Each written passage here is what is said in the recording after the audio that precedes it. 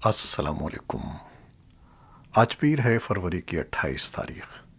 پاکستان میں سر شام کے 7، بھارت میں 7:30، اور یہاں ہمارے اسٹوڈیوز کی گھڑیوں میں صبح کے 9 بج رہے ہیں۔ وائس آف امریکہ واشنگٹن کی اردو سروس سے میں ہوں خالد حمید، خبروں کے ایک بلیٹن کے ساتھ۔ اقوام متحدہ کی جنرل اسمبلی کا ہنگامی اجلاس متوقع۔ روس کی کرنسی کے ریکارڈ کم ترین سطح اور ملک کے مرکزی بینک کے خلاف نئی پابندیوں میں اضافے کے ساتھ روس پر سفارتی اور اقتصادی دباؤ پیر کے روز بڑھ گیا۔ یوکرین کی فوج نے کہا کہ حملے کے 5ویں دن کے دوران روسی افواج کے حملے کی رفتار سست ہو گئی ہے۔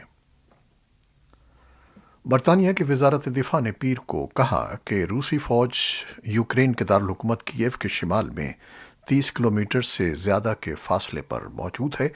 انہوں نے مزید کہا کہ لاجسٹک ناکامی اور یوکرین کی سخت مزاحمت روسی پیش قدمی کو متاثر کر رہی ہے۔ یہ ایک سینئر امریکی دفاعی اہلکار کے جائزے سے مماثل ہے، جنہوں نے اتوار کو نامہ نگاروں سے کہا کہ ہمارے پاس کوئی اطلاع نہیں ہے کہ روسی فوج نے کسی شہر کا کنٹرول سنبھال لیا ہے۔ متعدد خبر رساں اداروں سے بات کرنے والے امریکی حکام کے مطابق اتحادی بیلاروس کی افواج جلد ہی روسی فوج کے ساتھ شامل ہو سکتی ہیں۔ پیر کو نئی پابندیوں کی فہرست میں برطانیہ نے برطانوی اداروں کو روس کے مرکزی بینک، وزارت خزانہ اور ویلتھ فنڈ کے ساتھ لین دین سے منع کیا، جبکہ سنگاپور نے پابندیوں کے ایک سیٹ کا اعلان کیا جس میں بینک ٹرانزیکشنز اور ایکسپورٹ کنٹرول کو ہدف بنایا گیا۔ یورپی یونین کی جانب سے یوکرین کو لڑاکا طیارے بھیجنے کے اعلان کے ایک دن بعد آسٹریلیا نے پیر کو حساس فوجی ساز و سامان کی غیر متعین ترسیل کا وعدہ کیا ہے۔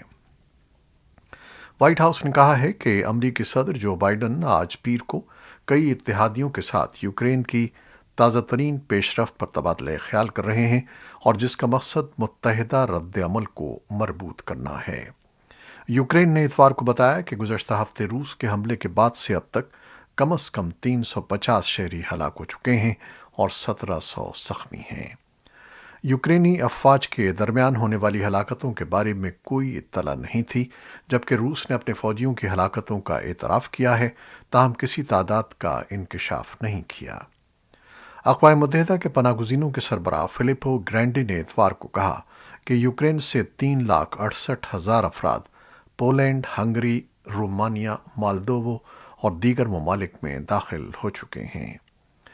یوکرین نے فوری جنگ بندی اور روسی افواج کے انخلا کا مطالبہ کیا ہے جب اس کا وفد پیر کو روس کے ساتھ بات چیت کے لیے پہنچا۔ یوکرین کے صدر ولادیمیر زیلنسکی نے یورپی یونین پر زور دیا کہ وہ اپنے ملک کو بلاک میں فوری رکنیت فراہم کرے۔ یوکرین اور روس کے درمیان مذاکرات کا انعقاد یوکرین بیلاروس کی سرحد کے قریب ہو رہا ہے۔ زیلنسکی کے دفتر نے کہا کہ یوکرینی فریق میں وزیر دفاع اولیکسی ریزنکوف اور صدارتی مشیر میخائلو پوڈولیاک شامل ہیں۔ یوکرین کے صدر کے مطابق ہمارا مقصد تمام یورپیوں کے ساتھ مل کر رہنا ہے اور سب سے اہم بات برآمدی کی بنیاد پر رہنا ہے۔ ان کا کہنا تھا کہ مجھے یقین ہے کہ یہ منصفانہ ہے اور مجھے یقین ہے کہ یہ ممکن ہے۔ نیٹو کے سیکرٹری جنرل یانس اسٹولٹنبرگ نے کہا کہ انہوں نے یوکرینی رہنما سے فون پر بات کی اور یوکرین کے عوام اور مسلح افواج کی بہادری کے لیے ان کی تعریف کی۔ نیٹو اتحادی فضائی دفاعی میزائلوں، ٹینک شکن ہتھیاروں کے ساتھ انسانی اور مالی امداد کی فراہمی میں تعاون بڑھا رہے ہیں۔ امریکی انٹیلی جنس کو توقع ہے کہ بیلاروسی رہنما الیگزینڈر لوکاشینکو 48,000 فوجیوں پر مشتمل اپنی مضبوط فوج کو اگلے چند گھنٹوں یا دنوں میں یوکرین میں جاری جنگ میں شامل کر دیں گے تاکہ روس کو یوکرین پر ناکام حملے میں تقویت ملے۔ اب تک بیلاروس کو روسی افواج کے لیے شمال سے کیف پر حملہ کرنے کے لیے استعمال کیا جاتا رہا ہے، اور خیال ہے کہ بیلاروس کے صرف چند خصوصی دستوں نے ہی لڑائی میں حصہ لیا تھا، لیکن روسی حملے کے بعد کریملن کو توقع سے کہیں زیادہ مضبوط مزاحمت کا سامنا کرنا پڑا۔ روسی رہنما ولادیمیر پوٹن اب اپنی جارحانہ کارروائیوں کو فروغ دینے کے لیے اپنے دیرینہ اتحادی کی جانب دیکھ رہے ہیں۔ امریکہ کے محکمہ خارجہ نے روس میں مقیم اپنے شہریوں سے کہا ہے کہ وہ فوری طور پر روس سے انخلا کر لیں۔ محکمہ خارجہ نے اپنے شہریوں کے لیے انتباہ ایسے موقع پر جاری کیا ہے جب کئی فضائی کمپنیاں روس کے لیے اپنی پروازیں منسوخ کر رہی ہیں اور بہت سے ملک روس کے لیے اپنی فضائی حدود بھی بند کر رہے ہیں۔ روس میں امریکی سفارت خانہ نے اپنے شہریوں کو متنبہ کیا ہے کہ وزارت خارجہ نے روس کے لیے چوتھے درجے کی ٹریول ایڈوائزری جاری کی ہے، یعنی روس کے سفر سے گریز کیا جائے۔ امریکی شہریوں سے کہا گیا ہے کہ وہ کمرشل پروازوں کے ذریعے روس سے انخلا کریں۔ روس میں امریکی سفارت خانے نے اپنے شہریوں کو کہا ہے کہ وہ حالات حاضرہ سے باخبر رہنے کے لیے مقامی اور عالمی میڈیا دیکھتے رہیں اور اپنی حفاظت سے متعلق اپنے اہل خانہ اور دوستوں کو آگاہ رکھتے رہیں۔ روس میں ماسکو سے سائبیریا تک شہروں میں روسی باشندے یوکرین پر روس کے حملے کے خلاف ایک بار پھر سڑکوں پر نکل آئے ہیں۔ مظاہرین نے پوسٹر اٹھا رکھے تھے اور شہر کے مراکز میں مارچ کرتے ہوئے جنگ نہیں کے نعرے لگا رہے تھے۔ روس میں حملے کے خلاف احتجاج جمعرات کو شروع ہوا اور اس کے بعد روزانہ کی بنیاد پر جاری ہے، یہاں تک کہ روسی پولیس ہر روز سینکڑوں لوگوں کو حراست میں لے رہی ہے۔ سیاسی گرفتاریوں پر نظر رکھنے والے او وی ڈی انفو رائٹس گروپ کا کہنا ہے کہ پولیس نے اتوار کے روز جنگ مخالف مظاہروں پر 45 شہروں میں کم از کم 1476 روسیوں کو حراست میں لے لیا ہے۔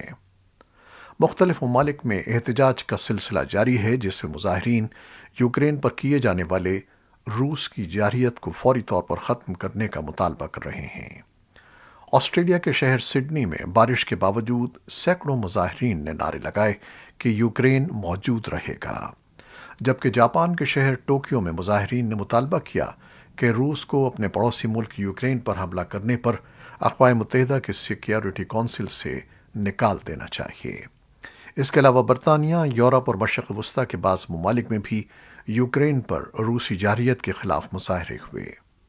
سوئٹزرلینڈ کے دارالحکومت میں بھی مظاہرہ کیا گیا، جس میں 20,000 سے زائد مظاہرین نے شرکت کی اور سٹی کونسل کی نشست پر یوکرین کا جھنڈا لہرا دیا۔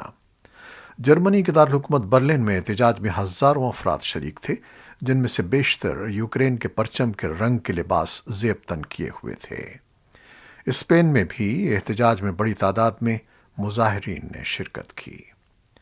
چین نے اقوام متحدہ کی سیکیورٹی کونسل میں روس کے خلاف امریکہ کی قرارداد کو ماسکو کے ساتھ مل کر ویٹو کرنے سے انکار کر دیا ہے۔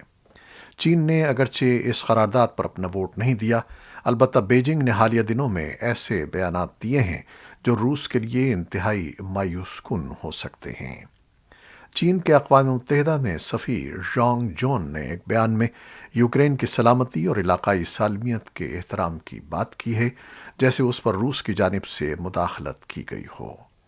ژانگ نے اپنے بیان میں کہا کہ یوکرین کو دنیا کی بڑی طاقتوں کے درمیان تنازع کا محاذ ہونے کے بجائے مغرب اور مشرق کے درمیان ایک پل ہونا چاہیے تھا۔ انہوں نے اگرچہ اس بات پر بھی زور دیا کہ نیٹو کے اپنے دائرہ اختیار میں اضافے اور یوکرین کو رکنیت دینے کے بارے میں روس کے خدشات کو بھی سمجھنا چاہیے۔ چین علاقائی سالمیت اور سلامتی کے موقف کو بار بار متنازع موضوعات کے سلسلے میں استعمال کرتا رہا ہے، جن میں تبت، سنکیانگ اور ہانگ کانگ کا معاملہ شامل ہے۔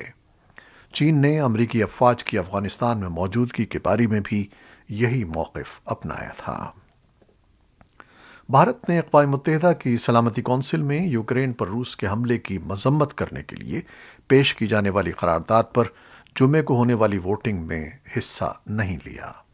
اس نے 3 روز بعد سلامتی کونسل میں اس پروسیجرل ووٹنگ میں بھی حصہ نہیں لیا جس کا مقصد اس معاملے پر اقوام متحدہ کی جنرل اسمبلی کا اجلاس منعقد کرنا تھا۔ بھارت نے ووٹنگ سے اپنی غیر حاضری کے سلسلے میں کہا کہ اختلافات کو ختم کرنے کا واحد راستہ بات چیت ہے۔ اس نے فریقین کی جانب سے مبینہ طور پر سفارتکاری کا راستہ ترک کر دینے پر اظہار افسوس کیا۔ تجزیہ کاروں کے مطابق یوکرین پر روس کے حملے کے بعد بھارت بہت محتاط انداز میں قدم اٹھا رہا ہے۔ وہ نہ تو روس سے اپنے رشتے خراب کرنا چاہتا ہے اور نہ ہی امریکہ اور مغربی ممالک سے۔ تاہم بھارت کے بعض اپوزیشن رہنماؤں نے اس موقف کی مذمت کی ہے۔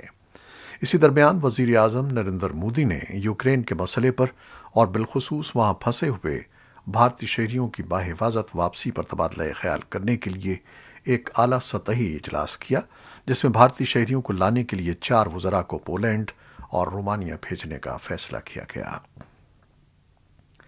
ماہر معاشیات اور افغان تاجر برادری نے امریکی حکومت کے افغانستان کے ساتھ تجارتی لین دین کی منظوری دینے کے حوالے سے نئے قوانین کی منظوری کا خیر مقدم کیا ہے، جس کے تحت اب انسانی بنیادوں اور امدادی سرگرمیوں کے لیے افغانستان میں رقم منتقل کرنے کی اجازت ہوگی۔ امریکی وزیر خارجہ اینٹونی بلنکن نے جنرل لائسنس کے نام سے جانی جانے والی نئی پالیسی کا اعلان کرتے ہوئے کہا کہ طالبان پر پابندیاں برقرار رہیں گی، لیکن نئے قوانین انسانی امداد اور تجارتی سرگرمیوں میں آسانی پیدا کریں گے۔ ان نئے قوانین سے ذاتی اور تجارتی بینکنگ، انفراسٹرکچر کی ترقی اور دیکھ بھال، تجارت، نقل و حمل کے نظام کی حفاظت اور دیکھ بھال کے لیے آپریشنز اور ٹیلی کمیونیکیشن اور معلوماتی لین دین کے شعبوں کو فائدہ ہوگا۔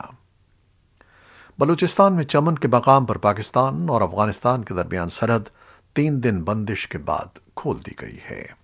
چمن میں باب دوستی پر 24 فروری کو سرحدی تنازع کے بعد آمد و رفت بند کر دی گئی تھی، جس سے پیدل آمد و رفت کے ساتھ ساتھ پاکستان افغانستان ٹرانزٹ ٹریڈ بھی معطل تھی۔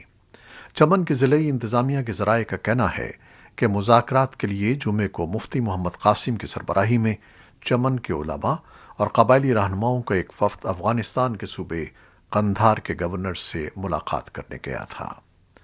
پاکستانی مذاکراتی وفد اور گورنر قندھار حاجی یوسف وفا میں ہونے والی ملاقات میں چمن کے کلی شیخ لال میں پیش آنے والے واقع سمیت دیگر امور پر تبادلہ خیال کیا گیا۔ دونوں جانب کے رہنماؤں کے درمیان کامیاب مذاکرات کے بعد چمن میں پاکستان افغانستان سرحد کھولنے کا فیصلہ کیا گیا۔ پاکستان اور بھارت کے درمیان آبی ذخائر کے مسائل پر بات چیت کے لیے بھارت کے انڈس واٹر کمشنر اپنے وفد کے ہمراہ اسلام آباد پہنچ گئے ہیں۔ سن 2019 میں بھارت کی جانب سے کشمیر کی خود مختار حیثیت کے خاتمے کے بعد یہ پہلا موقع ہے کہ روایتی حریف ملک کا سرکاری وفد پاکستان پہنچا ہے۔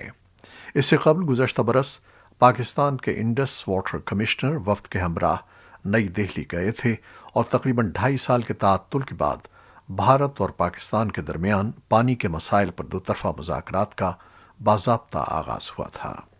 بھارت کے 10 رکنی وفد کی قیادت بھارتی انڈس واٹر کمشنر بردیپ کمار سکسینہ، جبکہ پاکستان کی طرف سے پاکستان انڈس واٹر کمیشن کے کمشنر سید مہر علی شاہ قیادت کر رہے ہیں۔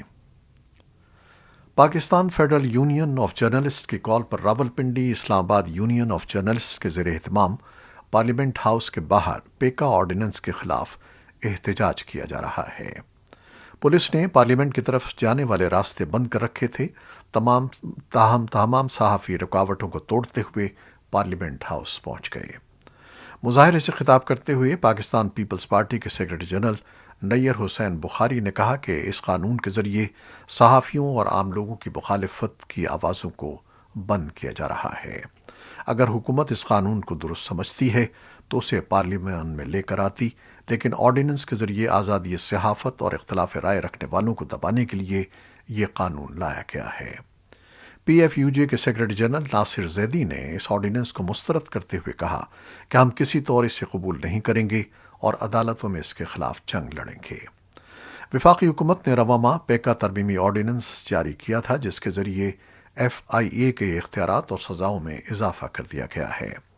حکومت کا کہنا ہے کہ فیک نیوز کے خاتمے کے لیے یہ آرڈیننس ضروری ہے۔ طالبان نے اتوار کو کابل اور اس کے گرد و نواح میں گھر گھر تلاشی کی ایک متنازعہ کارروائی کا دفاع کرتے ہوئے دعویٰ کیا کہ اس کا مقصد مجرموں کو پکڑنا اور افغان دارالحکومت کو ہتھیاروں سے پاک کرنا تھا۔ طالبان کی حکومت کے کلیدی ترجمان ذبیح اللہ مجاہد نے بھی اعلان کیا کہ وہ اس وقت تک مزید افغانوں کے انخلاء کی اجازت نہیں دیں گے جب تک کہ افغانستان چھوڑ کر جانے والے افراد کے لیے بیرون ملک حالات بہتر نہیں ہو جاتے۔ سیکیورٹی آپریشن جمعے سے شروع ہوا اور اس کا محور شہر کے رہائشی علاقے اور متعدد ملحقہ صوبے ہیں۔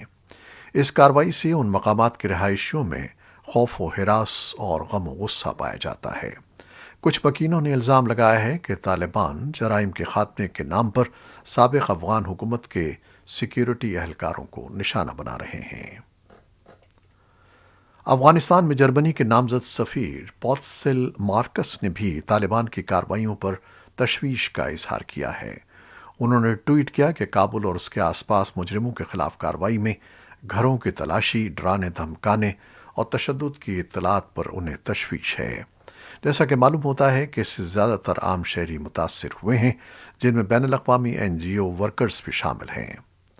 افغان لوگوں کے دل جیتنے کا یہ مناسب طریقہ نہیں ہے۔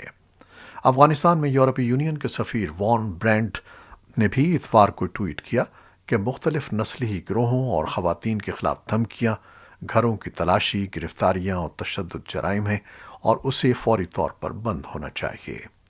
پوٹن کی جنگ کے باوجود ہم جائزہ لے رہے ہیں۔ افغانستان پر طالبان کے قبضے کو 6 ماہ گزرنے کے بعد دارالحکومت کابل سمیت دیگر سرد علاقوں میں سرکاری یونیورسٹیوں میں ایک بار پھر سے درس و تدریس کا سلسلہ شروع ہو گیا ہے۔ طالبان حکام نے رواں ماہ کے اوائل میں یونیورسٹی کے طلباء کو معتدل آب و ہوا والے علاقوں میں قائم یونیورسٹیوں میں جانے کی اجازت دی تھی، جس کے بعد لگ بھگ 40 سرکاری یونیورسٹیوں میں تعلیمی سلسلہ دوبارہ سے شروع ہو رہا ہے۔ یہ تھیں وہ خبریں جو فیس بک لائیو پر ہم نے آپ کے لیے پیش کی۔ ہماری ویب سائٹ، یوٹیوب اور پوڈ کاسٹ پر یہ بلیٹن پوسٹ کر دیا جاتا ہے۔ آپ ہمارے بلیٹن کو شیئر کرتے ہیں اور اپنے کمنٹس میں اپنی محبتوں اور دعاؤں کا اظہار کرتے ہیں۔ ہم اس کے لیے آپ کے بہت مشکور ہیں۔ اپنی ان محبتوں کو جاری رکھیے گا۔ خالد حمید اب اجازت چاہتا ہے۔ اللہ حافظ۔